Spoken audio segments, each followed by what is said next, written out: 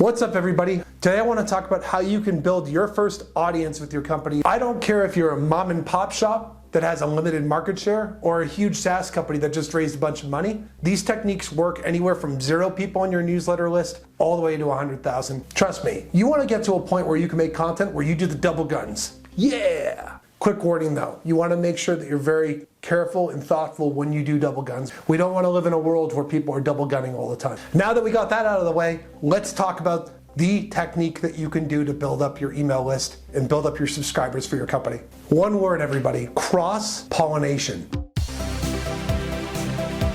It actually might be 2 words, I'm not too sure.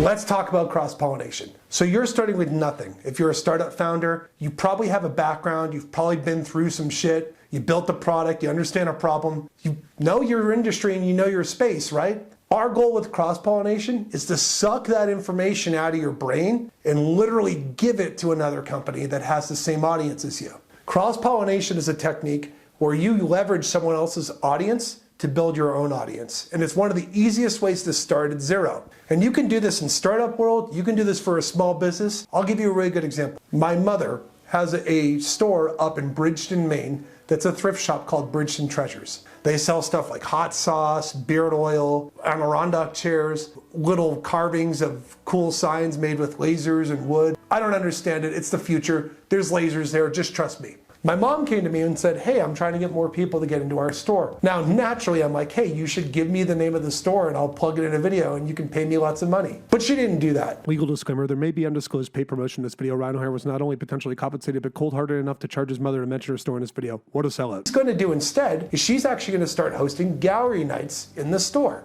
They have real estate, they're in downtown Bridgeton, and there are artists around the area that have large followings, and they bring people into the store. She opens the store hours, they discover all the cool things that are there, boom, they're in her funnel. If they really want to be tricky and fun, they could also ask people to collect emails at the door, but it's a mom and pop shop and less of a robust situation. I'll give you a SaaS example. When I worked at LeadIQ, we started with 0, no one on our email list. I looked for people that go after people in sales management, sales development leadership. One of the places that we found, and one of our first partners, was a company called Always Hired. They had a bunch of leaders in sales development jobs that would go to their events and engage with them. And so we asked Always Hired if they would want to help us with putting on an event. We did all the promo, we did all the work, we got the speakers, we got the venue. All they did was help promo and get people to the link, and they came to the event and they were one of the speakers there. At the end of the event, we both walked away with a couple hundred leads each that were added to our system and that were nurtured in their system, and they didn't have to do that much work to get a marketing touch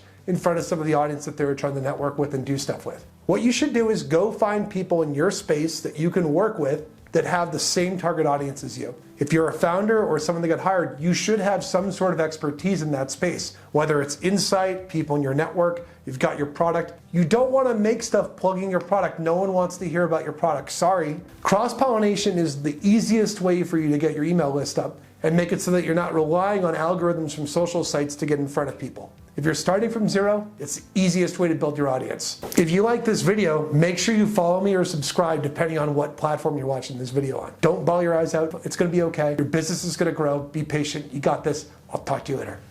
Pitch fire! Yeah!